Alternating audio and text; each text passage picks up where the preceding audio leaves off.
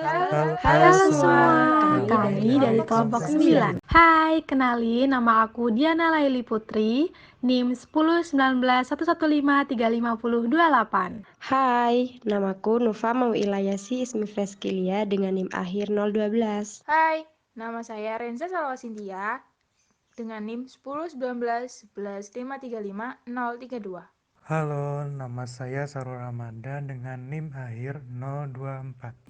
Latar belakang dari adanya produk pepet ini. Jadi kasus di Indonesia TBC itu sebesar kurang lebih 420.994 kasus, sedangkan yang ada di wilayah Banyuwangi sendiri berkisar 2.635 kasus.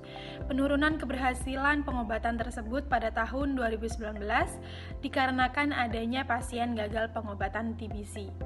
Kegagalan pengobatan itu dikarenakan dari pasiennya sendiri tidak patuhnya pasien pada saat meminum obat dan sering melewatkan jadwal meminum obat. Maka dari itu kita dari kelompok 9 akan membuat penurunan kasus angka TBC dengan cara memproduksi pepet ini. Baik, di sini saya akan menjelaskan terkait aplikasi pepet ini. Apa sih aplikasi pepet ini? Yaitu aplikasi pendamping penderita TB yang mana ini dapat diaplikasikan di smartphone.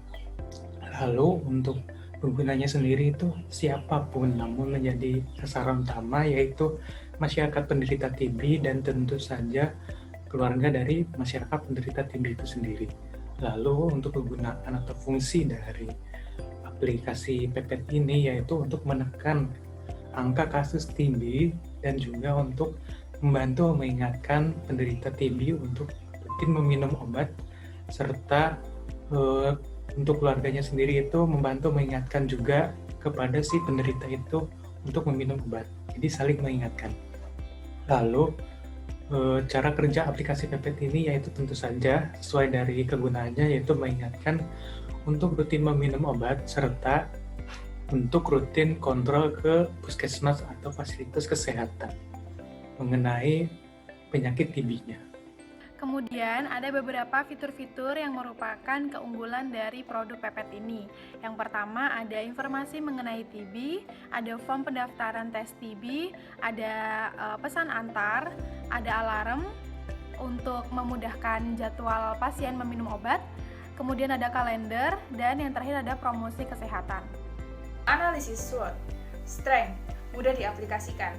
Weakness, tidak semua penderita TB dapat mengoperasikan smartphone. Opportunities, yang pertama, membantu penderita TB untuk rutin meminum obat. Yang kedua, membantu menekan angka kasus TB. Lalu threat. Yang pertama adalah aplikasi ini tidak dapat seluruhnya tepat sasaran karena kendala jaringan dan ilmu pengetahuan teknologi yang rendah, sehingga manfaat dari aplikasi ini tidak seluruhnya dirasakan oleh penderita TB. Dan yang kedua yaitu terdapat aplikasi pengingat minum obat yang lain yang gratis di Play Store. Analisis biaya. Yang pertama biaya variabel. Satu kali promosi dengan total biaya Rp1.500.000. Yang kedua biaya tetap. Satu kali perawatan software Rp750.000 dan 4 kali upah Rp750.000 yaitu Rp3.000.000. Jadi total biaya tetap yaitu Rp3.750.000. BEP. BEP price sama dengan total biaya tetap per unit dibagi 1 min total biaya variabel per unit dibagi total penjualan per unit sama dengan 2.551,02. BEP quality sama dengan biaya tetap per unit dibagi harga jual per unit dikurangi biaya variabel per unit sama dengan 0,051. Ini saya akan menjelaskan yang pertama yaitu fitur awal dari aplikasi pepet ini. Terdapat pengisian username serta password yang bisa dilihat. Kalau misalnya pengguna belum memiliki username serta password, maka bisa klik daftar di bawah itu. Lalu ketika sudah mengklik, maka akan muncul form registrasi pepet ini. Form registrasi ini terdapat nama, tempat tanggal lahir, alamat, umur, jenis kelamin, tanggal diagnosis TB, dan juga pengobatan tahap ke berapa. lalu klik simpan untuk menyimpan data yang setelah diisi. Kemudian akan next, lanjut ke pengisian username serta password. Dan diusahakan ini tentu passwordnya sulit untuk terdeteksi agar adanya keamanan di aplikasi Pepet ini. Ketika sudah mengisi maka klik simpan dan akan langsung muncul ke menu awal, yang mana menu awal ini terdapat registrasi, alarm TB, juga ada kalender TB, edukasi TB, serta pesan TB. Itu yang pertama. Ini ada edukasi TB. Edukasi TB ini di dalamnya termuat definisi, gejala-gejala, penyebab, cara pengobatan, serta cara pencegahan TB itu. Kemudian ada alarm TB. Ini alarm TB fungsinya untuk mengingatkan si pengguna apakah hari ini sudah minum obat atau belum.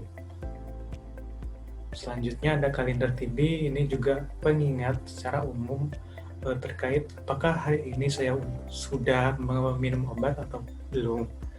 Yang mana nantinya itu bisa diingatkan oleh si alarm yang sudah dijelaskan tadi. Lalu ada tes TB. Tes TB ini bagi masyarakat yang ingin mengecek TB-nya bisa melalui aplikasi Pepet ini. Akan tetapi ini hanya untuk meregistrasi secara online saja. Untuk tesnya sendiri itu tetap ke fasilitas kesehatan secara offline. Fungsinya dari tes TB ini agar mempermudah si pengguna untuk tidak mengantri di fasilitas kesehatan, agar ketika sudah registrasi di aplikasi Pepet ini bisa langsung berangkat ke fasilitas kesehatan yang sudah tersedia.